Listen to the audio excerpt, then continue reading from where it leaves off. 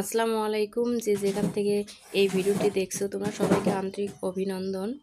Please সবাই এই চ্যানেলটি সাবস্ক্রাইব করবে, লাইক কমেন্ট শেয়ার করবে, তাহলে ভিডিও করার আসলে আগ্রহটা জাগে। আজকে বন্ধের দিন, ঝটপট এই কুমড়া আর মাছ রান্না করলাম। আজকে প্রচুর কাজ রয়েছে, তার মধ্যে প্রধান কাজ হচ্ছে খাতা মূল্যায়ন করা। রবিবার নোটিশ দিয়েছে, খাতা জমা দিতে হবে।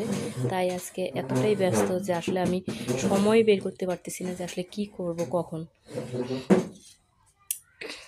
তাই খুব তাড়াতাড়ি একটা তরকারি রান্না করে নিলাম, খুবই সময়ের অভাব। দেখো, দেখতেই পাচ্ছ তরকারিটা অনেক সুন্দর হয়েছে, গ্রাম্য পদ্ধতিতে রান্না। একবার বাসায় ট্রাই করে তোমরা দেখতেই পারো আসলে এই পদ্ধতিতে রান্না করলে কেমন হবে।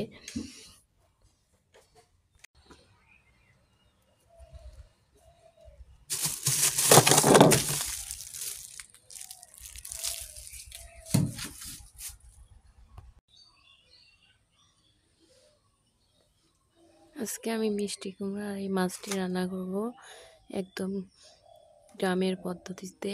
মাছটা অবশ্য ফ্রিজে ছিল রাতের বেলায়, এখন একটু ভিজিয়ে রাখতে হবে,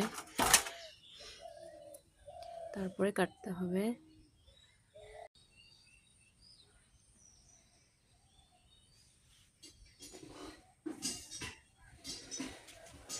এই তো আমার মাছটি কাটা শেষ, মিষ্টি কুমড়াও কাটা শেষ। এখন রান্নাটা শুরু করব।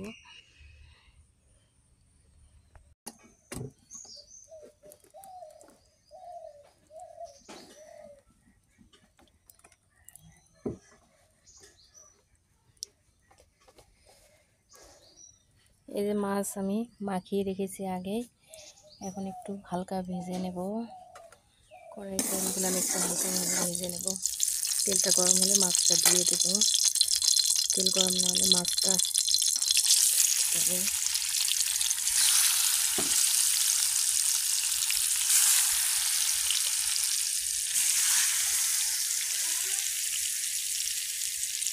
হালকা আছে ভেজে নেব।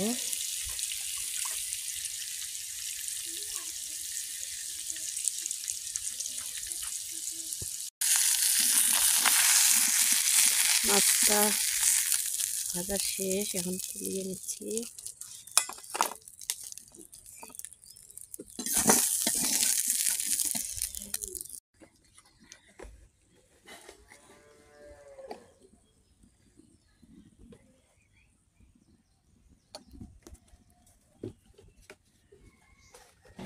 এখন আমি পেঁয়াজ কুচি দিয়ে দেবো, তার সাথে একটু গোটা মরিচ, দেখতে ভালো এবং সুন্দর দেখানোর জন্য। এখন না তো, ওটা ধোয়া লাগবে মা, ধুই নাই এখনো।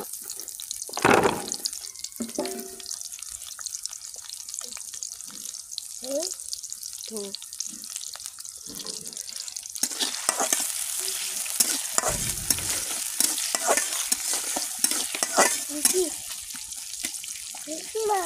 এটা লাল লাল হয়ে গেলে মিষ্টি কুমড়াটা দিয়ে দেবো।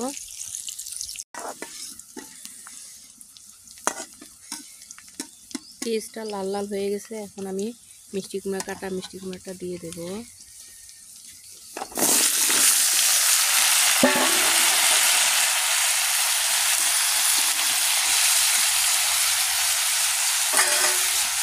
এখানে মরিচ বাটা এবং জিরা বাটা আছে, দিয়ে দেবো।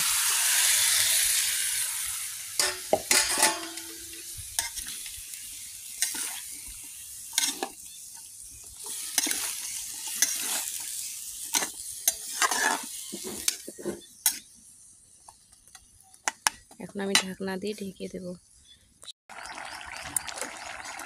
আমি এখন একটু ঝোলের পানি দেব, দিয়ে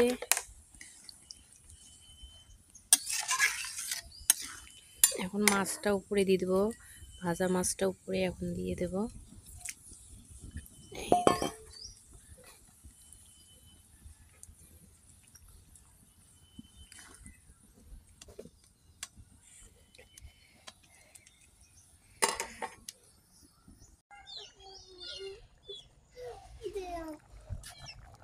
তরকারিটা আমার হয়ে গেছে, এখন নামিয়ে নেব।